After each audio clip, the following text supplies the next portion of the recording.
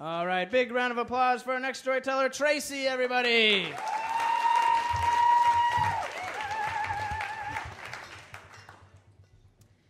During one of our last conversations together, my dad turned to me with the most sincere look I'd ever seen, and he said, "Can you believe I have lung cancer?"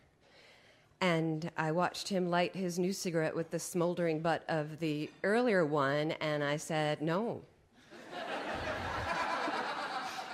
You are a medical mystery." So we were having this conversation like we'd had most conversations out on the smoking deck of his assisted living facility in Sacramento. And it was a place that was equal parts depressing and cheerful, depending on which nurse you got. And during his last months, my dad got very nostalgic. It was very unlike him to open up, and he started telling me stories that I just never heard before. And he told me the story about the woman in Chicago, the one that got away. And I was like, "You've been divorced 3 times and have countless jilted girlfriends. There was one that got away? How did that happen?" And he laughed and called me an asshole. And then he started telling me about his time in Europe during the war. He was an older dad, and he was telling me he really paid very special attention to the liberation of Paris and how grateful the young French girls were. Very grateful, if you know what I mean. I know what you mean, Dad.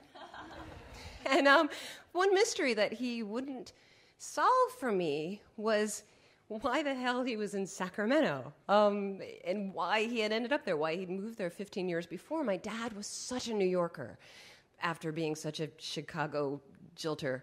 And he had tons of friends. He had just a huge social circle. He had a great career. And it had gone south, with age and drinking. But, that's New York.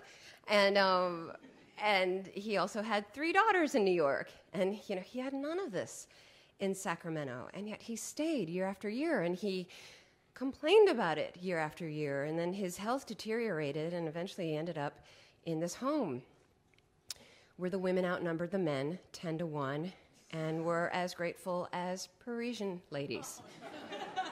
Very grateful, if you know what I mean.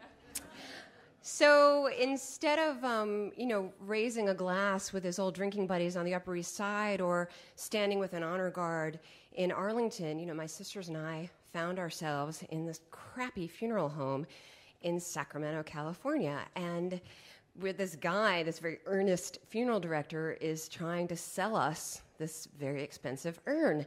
And he's got that soft-spoken voice that you learn on day 1 at funeral director school. And he's holding out this hideous urn, and he's got his hand over his heart, and he's saying, "Doesn't your father deserve the best?" And if he noticed the long pause after that question, he did not acknowledge it, because that man was a pro.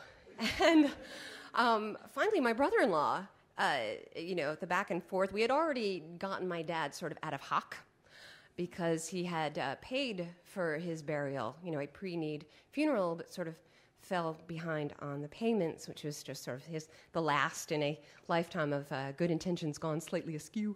So after basically ransoming my father, we were really in no mood to then dicker over a thing that was going in the ground. It's not. We are sentimental people, but come on. And that just wouldn't have been my dad either. Just the storage fees alone would have pissed him off. So my brother-in-law, it is true, you marry your father. My brother-in-law said, "Well, what's wrong with the box?" And he's gesturing towards the ashes in the box from the crematorium. And the funeral director is just aghast, and he's like, "The cardboard box?" And we're like, my brother-in-law's like, "Yeah," because the thing is, it's a really nice box. It was like one you would buy maybe like fancy bath salts in, It was great. And so he's like, "You can't bury your father in a cardboard box." And, we're all like, "That's a really pretty box. That's a great idea. Let's go." So this guy is having none of it. And we're saying, "Well, is it illegal?" He's like, "No." We're like, "Okay, super. See you tomorrow." And So we hightail it out of there, and then we go to a steakhouse, and we uncork a bottle of scotch in honor of my dad, and we start telling stories that are funny and awkward because there are no other stories about my dad. And we go well into the night, and we finish the bottle, and we take the velvet bag, and we put the box in it because we are classy. And so the next morning, the funeral was the next morning, and we had asked the funeral director to just don't bother with chairs. You know, if my dad has made any friends in the last 15 years, we don't know them. He has not spoken of them. We had cousins in the area, but one of the last things my dad did in this life was write a letter to them detailing how much of a disappointment they were. So we didn't expect anyone, but then when we got to the graveyard, we realized that this funeral director is no longer listening to us, and he has set it up just like a funeral. And there are just rows and rows of empty white folding chairs, because nothing says, I have lived a life free of regret, like a lot of empty chairs at the side of your grave. And 3 of them were full, though. My cousins did show up, along with a lady who was a friend.